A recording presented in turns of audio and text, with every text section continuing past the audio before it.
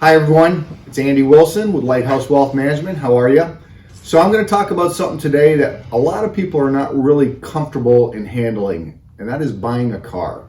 The process is still somewhat antiquated these days as far as the negotiation and just having a dicker with somebody that's a salesperson.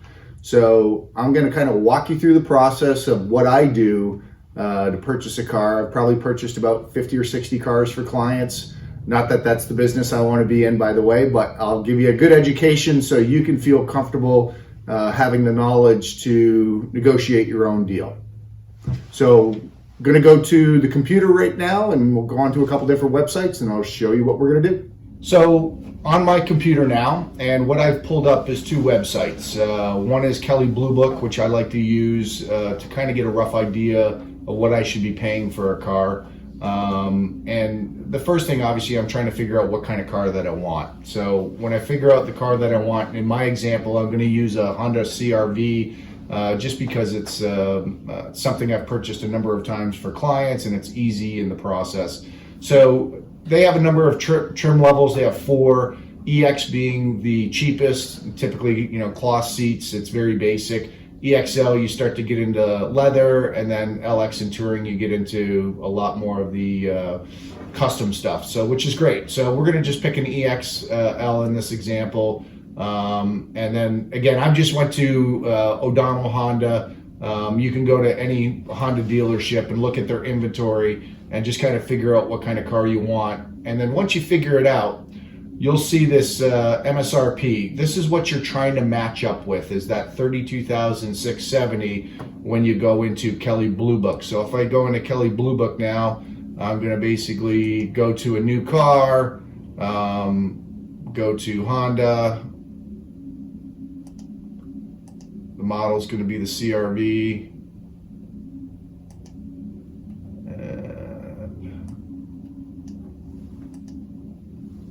Go from there. So I'm going to select my year, which is 2020, and then it gets into the styles. And again, we talked about the EXL is the one I'm looking to buy, and then this is when you get into the the price with options. So a number of cars like this one is an all-wheel drive, so I need to upgrade that. In most cases, with colors and interiors, you don't have to worry about that so much, just because it doesn't cost anything. So it's not something you have to put in. You can start looking at packages, but the good thing about Honda, as you go to kind of the EX to the EXL to the Touring, that really has all the different packages. So it's not like other car manufacturers where you might have to add on things. There are options that you can do. A lot of them are kind of dealer options if you want a roof rack or mats or things of that nature. I tend to stay away from them just because sometimes, especially if they're done by the dealer, they cost more. And then they'll always have the special offers. But again, the focus here is to understand what the special offers might be. But you want to negotiate the car first, and then talk about the special offers. Don't build those in as part of the price off the MSRP. So again, in this example, college graduate or military is $500. And as you can see over here, there's actually extra Honda incentives of $2,500 on top of these two things that are going to be involved that are through O'Donnell or a lot of other probably Honda dealerships. So I click the see fair purchase price. And then I am getting and actually works out perfect, right? So you see the MSRP is $32,670, $32,670, and then it gives you a fair market range. So anywhere from $28,000 and change to $30,835 is what their buyers have seen. The middle price being $29,644. Okay. So again, when you negotiate, typically what I do is I call 3 dealers, and I do it over the phone. It takes me about 10 minutes. Again, with a Honda, they'll typically have these in stock. You just have to figure out your color. and it'll probably be, the MSRP is probably going to be the same for everything. So that makes it easy. So when I call the 3 dealers, I basically tell them that, hey, I'm shopping a vehicle. I'm giving you a chance to make a bid on it. It's a one-time offer. I'm going to call 2 other dealers, and whoever gives me the lowest price, I'm going to take. I'm not going to negotiate back and forth. That way they don't think you're playing around, and therefore they'll just give you the appropriate price. Usually you're going to have one person that's just going to try and dicker with it. The other 2 usually will give you just a solid price, and then you can go from there. So if they start talking again about these incentives and all that, you just tell them, look, the MSRP is $32,670. I just want to know your price there. Then we can figure out the Honda incentives to subtract after that. And then basically, if I'm a recent college graduate and buying a car for a kid as an example, I'm going to get my extra $500 on top of that. So assume they come back with a price of $29,000, which isn't too bad, okay? Then all of a sudden you're going to be able to take $2,500 off of that, and now you're at basically $26,500 as a price. So the other things that kind of get built into this process that you just have to be aware of, you're going to pay sales tax. So the sales tax is 6%. So the other things is typically there's going to be a processing fee of around $300. If it's much more than that, I would tell them, typically you've purchased enough cars that it doesn't make sense for you to pay more than about $300.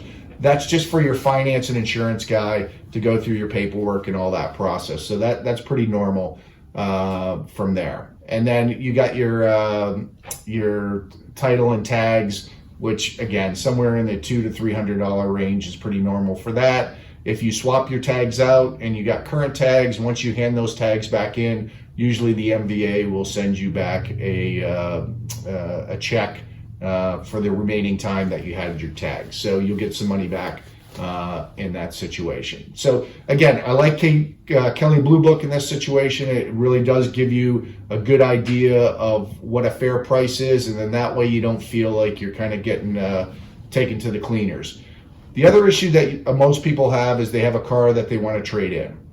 So I just took my son, who had a Honda Accord. He bought a Honda Passport just this last week, and he was trading in his Honda Accord. And the place we went actually gave him a pretty good price for the vehicle. Again, this is something you can look on a Kelley Blue Book. Just look at used cars, figure out what the price of your vehicle is as a trade-in, as long as they're in that ballpark. Where it makes sense is, again, going back to this example of, we said, hey, we got a $29,000 deal.